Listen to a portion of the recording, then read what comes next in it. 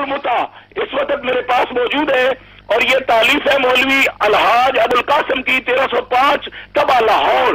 برہان المتا اس وقت میرے سامنے موجود ہے۔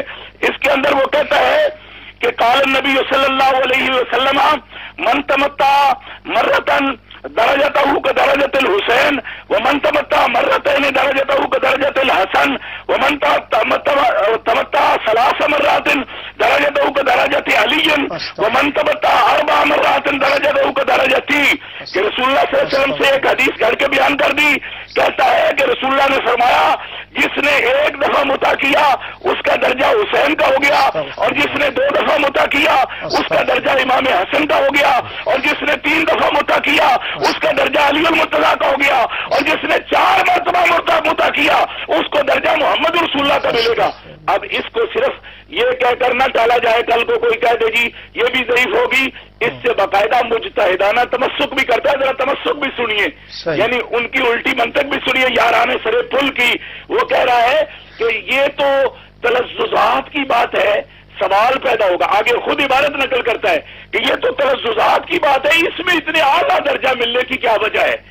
یعنی خود ہی اس کو شرم بھی آئی حدیث لکھ کے، پھر اس کا جواب دینے کی کوشش کی۔ کہتا ہے یہ تو نکاح کی بات ہے اور تلززات کی بات ہے، ایک مخصوص قسم کی بات ہے، اس پر اتنا بڑا اجر کیوں ملتا ہے؟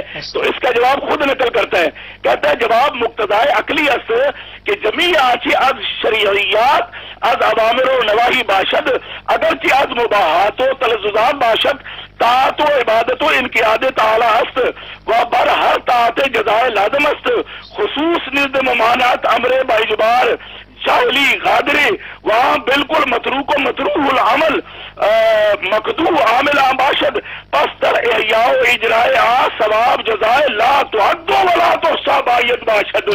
کہتا ہے کہ یہ عام طاعت ہوتی اور وہ چلتی رہتی مسلسل ہوتی تو پھر اتنا بڑا اجر نہ ملتا۔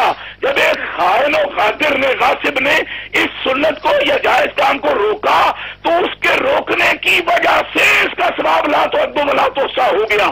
اب آپ سمجھ رہے ہیں کہ اس حدیث کو نہ صرف یہ گھڑنتو حدیث لکھ دی بلکہ اس پر تمسک بھی کر رہا ہے اور اپنا اجتہاد خبیث